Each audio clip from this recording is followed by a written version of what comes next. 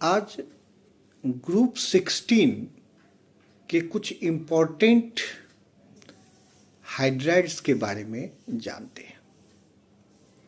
जैसे कि आप जानते हैं कि ग्रुप 16 में जो एलिमेंट है ऑक्सीजन, सल्फर, सेलेनियम, टेलेरियम और पोलोनियम। तो इसके जो हाइड्राइड्स हैं जैसे H2O, H2S, H2SC और H2TE, इस हाइड्राइड्स में क्या होता है, जैसे डाउन द ग्रुप आए वाटर से H2TE के तरफ तो मोलर मास बढ़ते जा रहा है। तो मोलर मास बढ़ते जा रहा है तो जनरली मेल्टिंग बॉइलिंग पॉइंट बढ़ेगा। बट यहाँ है क्या कि H2O जो है उसमें हाइड्रोजन बॉन्डिंग होता है और वो भी स्ट्रॉन्ग हाइड्रोजन बॉन्डिंग होता है।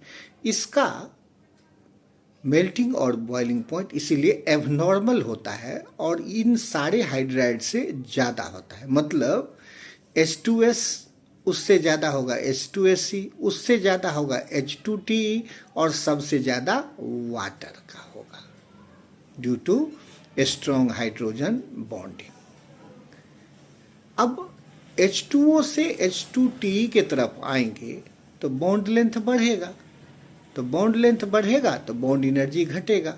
तो बॉन्ड डिसोसिएशन इंथैल्पी जो है वो हाईएस्ट H2O में होगा और लिस्ट H2TE में होगा। इसीलिए एसिडिक कैरेक्टर अगर कहे तो H2O में सबसे कम और H2TE में सबसे ज़्यादा। उसी तरह से रिड्यूसिंग पावर कहे तो H2O में सबसे कम, H2TE में सबसे ज़्यादा। क्योंकि बॉन्ड डिसोसिएशन एंथैल्पी डिक्रीज कर रहा है इसीलिए थर्मल स्टेबिलिटी भी डिक्रीज करेगा। तो H2O का थर्मल स्टेबिलिटी सबसे ज़्यादा होगा और H2TE का सबसे कम।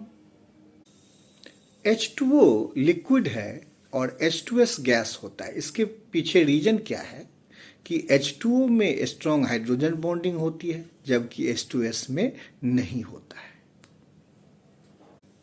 एक इम्पॉर्टेंट कंपाउंड है सल्फर का SF4, जहाँ पर सल्फर का हाइब्रिडाइजेशन sp3d होता है, मतलब इरेगुलर ज्योमेट्री होता है। तो इसका शेप जो होता है NCERT के हिसाब से सीसॉ कहिए या फोल्डेड स्क्वायर कहिए या डिस्टॉर्टेड टेट्राहीड्रल कहिए।